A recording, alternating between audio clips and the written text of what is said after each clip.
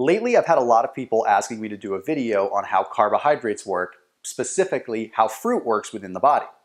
You see, fruit's got this bad rap. We all seem to think that fruit is horrible because it's a sugar and it's a carb and we're living in the low carb generation and yada yada. But the thing is, fruits are important. Come on, they've got a lot of vitamins, they've got a lot of things that we need, and let's not forget the simple fact that they're low calorie.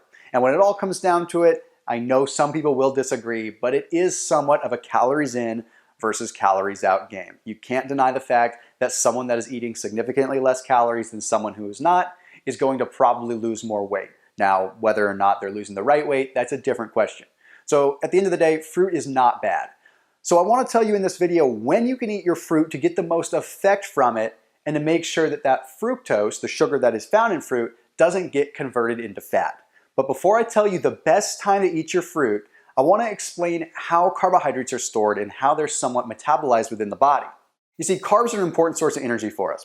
They're important for brain function, they're important for muscle function. And when you consume carbohydrates, they're stored in the body in one of two forms.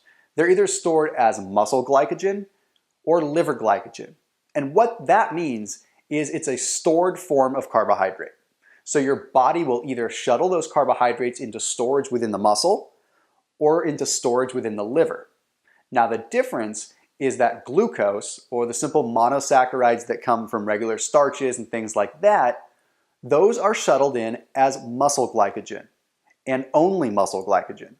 Then you've got fructose. Fructose is shuttled into the liver as liver glycogen. Glucose will not replenish liver glycogen or liver carbohydrate stores, and fructose will not replenish muscle glycogen or muscle carbohydrate stores. It's that simple. There's no crisscrossing. So as long as we can keep that in mind, we can have the perfect tools necessary to make sure we can still have our cake and eat it too. Or should I say, have our fruit and eat it too. So what we have to remember when we're looking at it like this is that the liver can only hold a small amount of carbohydrates at a time. The liver can usually only hold roughly 2 to 3 glasses of orange juice worth of fructose or worth of carbohydrates. Whereas the muscles, obviously you've got a lot more of them throughout your body, can hold significantly more.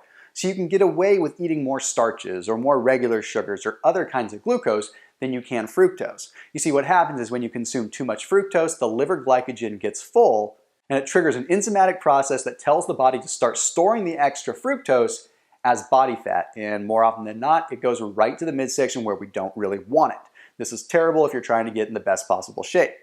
So all we have to do is monitor how much fructose we take in. It's really that simple. But we do also have to be aware of the fact that fructose also needs to be utilized relatively quickly. You see, before it's converted into liver glycogen, it's also flowing through the bloodstream, being readily available for energy.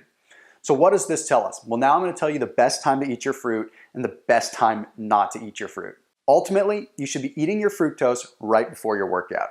And unfortunately, fructose kind of takes a back seat because everyone wants to fill up their muscle glycogen stores before they go to the gym.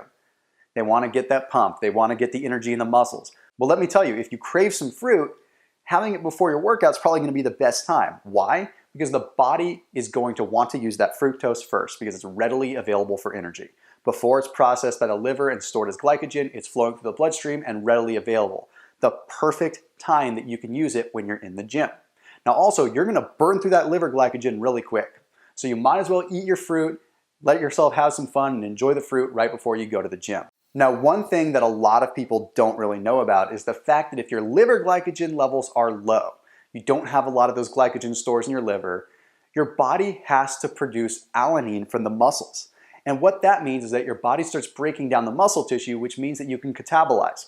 You could lose that lean muscle tissue. And we have to remember that lean muscle tissue, even if we're not trying to get bulky, is ultimately what is going to help keep our metabolism skyrocketed so that we can burn more fat and have more energy throughout the day. So there you have it. Eating your fruit pre-workout is going to not only help you spare some muscle and let you have your fruit, but it's also going to give you the energy that you need. But let's talk about when not to eat your fruit. Okay, you're not going to eat your fruit right after your workout. You see, because after you burn through that liver glycogen, your body starts pulling stores from the muscles. Well, the first place that your body is going to restore glycogen after a workout specifically is within the muscles. So you want to restore the muscle glycogen first. So after a workout, get the muscle glycogen filled up by eating starches and regular glucose and regular carbohydrates, and leave the fruit out of the equation. because remember, it doesn't take much fruit to fill up the liver glycogen. We can take care of that later. Now, additionally, first thing in the morning is another okay time to have fruit, because while you're sleeping, your body is pulling glycogen stores from the liver, not from the muscles. And it's doing this because you're not moving around. Unless you're having a horrendous nightmare where you're kicking and screaming and really using a lot of muscle, chances are you're pulling glycogen stores from your liver and not from your muscles. So first thing in the morning, you can replenish that liver glycogen with just a little bit of carbohydrates from the way of fruit. So there you have it. To summarize, you want to have your fruit right before you work out, or possibly a little bit during, but you don't want to have it post-workout. Post-workout, you want to have your starches, you want to have your regular carbs, and you're okay to have a small amount of fruit first thing in the morning. So now that you know when to eat your fruit and when not to eat your fruit, I've got one little tip to leave you with. Try to go organic whenever possible. Look, I know I sound like a broken record when I talk about that. The thing is that organic has less fructose. You can eat more of the fruit that you love and get a little bit less sugar out of it.